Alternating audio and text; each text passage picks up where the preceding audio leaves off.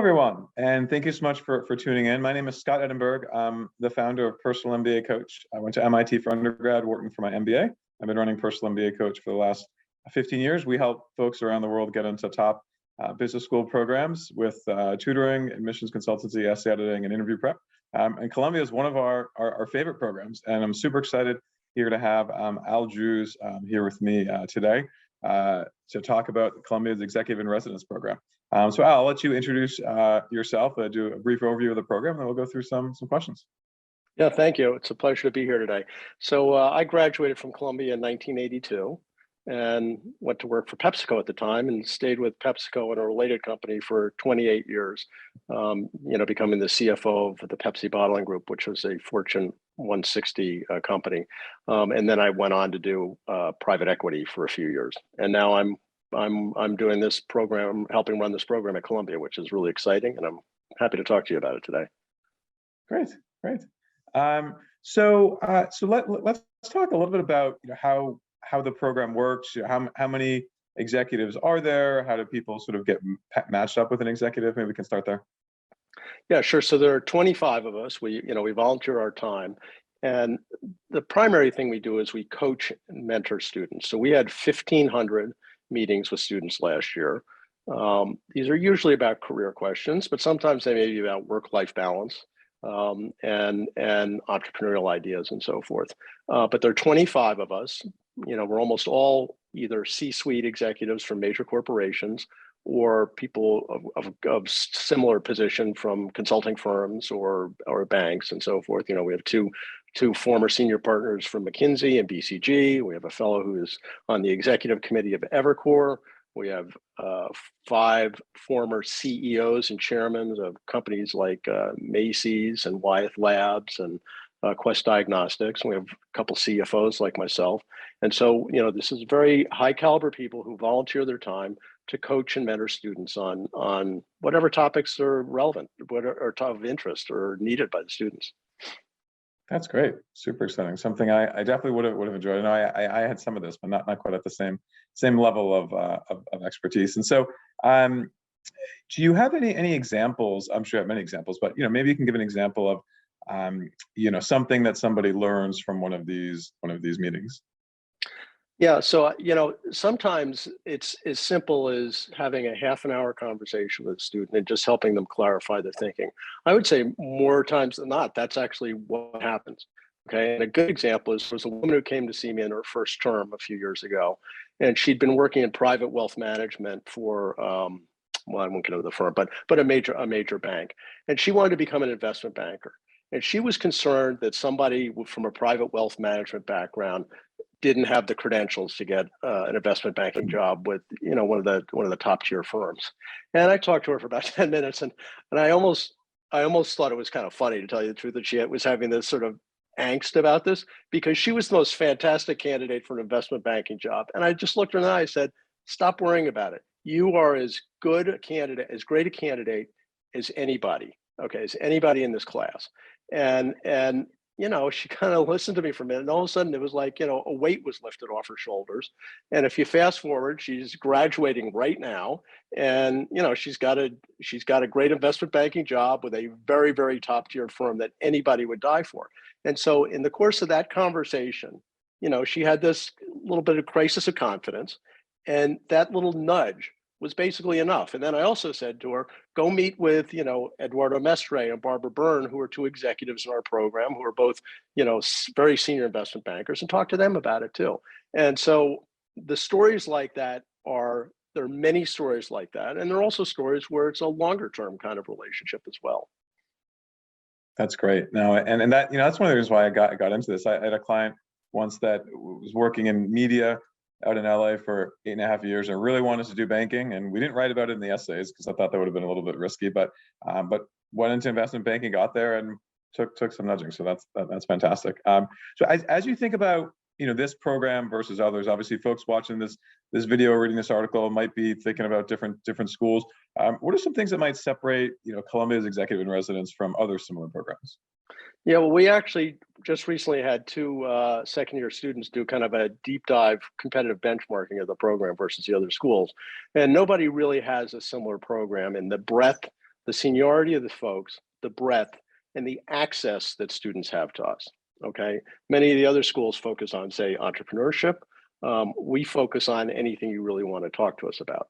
So, for another example, I had a student come to me 3 years ago who wanted to start a beverage company, and since I had worked at PepsiCo, he was interested in my advice on this product idea that he had, and he graduated and he launched a business, and I still talk to him once a month about it, and he'll say to me, he's struggling with this or he's struggling with that. How do I price this? How do I? And I said, well, think about it this way. So there's a breadth of kind of activities. Any student can sign up to see any one of us. You can come multiple times. There are people who have seen 10 executives, and there's people who've seen me 4 or 5 times over the course of a year and a half. And so, or they may just come one time. So it's really up to the student. But this is very different than what other schools have. And again, it could be career counseling, it could be entrepreneurial ideas, it could be work-life balance, it could be what courses should I take, or I'm doing a case study. How do I think about the case study? So it could be any of those things. Mostly it's about careers, but it could be any of those things. Okay, great. And I guess we talked a little bit about this earlier on, but as far as the timing of the relationships, how long do the relationships tend to last? Any advice that you would have for folks as they think about starting to make the most of this kind of program? Well, what I say to students is, in the first term, come see us right away. Now, not some students don't do that, but the reason I say that is because the critical path item here is going to be your summer internship, and you're also going to be kind of inundated once you get into the classes and job interviewing. It can be pretty overwhelming for some folks in the first term. And so to get some early on advice about how to think about a summer internship, in my view, is a really good thing, because a summer internship, you get a great summer internship, have a good summer internship experience, it sets you up for great things for your full-time employment. So I try and encourage students to come see us as early as possible. And I think there's no rule, there's no one way to do this. Some students come and you see them, I'll see them one time, or we'll see them one time and I don't see them again. Other students will come, they'll go from me, they'll go to somebody else, and they'll go through the program, and then maybe they'll come back. And then there are more than a few instances where people have multi-year relationships with people. And we're also available to alums too. So sometimes we get alumni who are looking to do career pivots, or may have hit a career wall, and they're trying to figure out what to do, and they'll come and see us as well. That's great. Now, and that alumni availability is really, really important, because as I know, because we advise a lot of folks, and as they go through their careers, are always questions that come up. Is there anything else that we would be surprised to know about I feel like you've told us so much so far. This has been incredibly helpful, but anything else that we'd be surprised to know about the program? Well, I think one thing is we all volunteer. So this is, we do this because we enjoy doing it, and we enjoy meeting with students, and it's actually really fun. And so students should know that if they choose to come to Columbia and they want to come see us, we want to see them because we like it. And we're not getting paid, we just do it because we like meeting with students.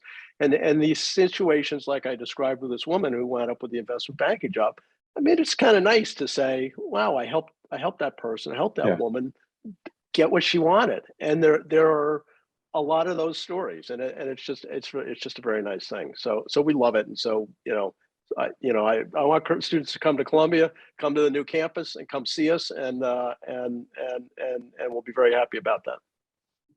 Great.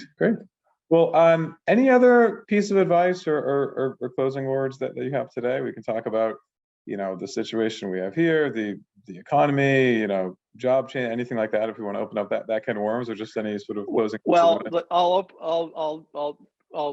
throw something out here. Students will ask in sessions at Columbia, if I had to do my MBA over, what would I do differently?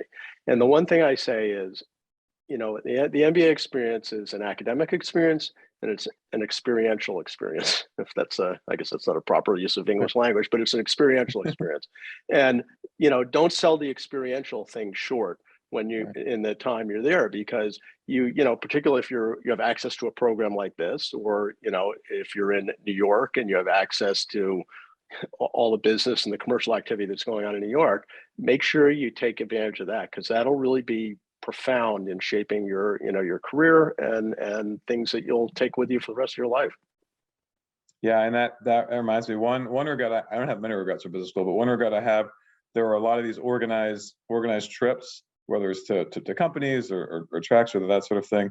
And I didn't do them because I thought they were too expensive at the time. And now sitting here running this company, I'm like, probably should have done them. So certainly. This is exactly what I'm talking about. It's exactly what I'm talking about. Or you're too busy. Some speakers coming to campus and you're too busy and you don't go.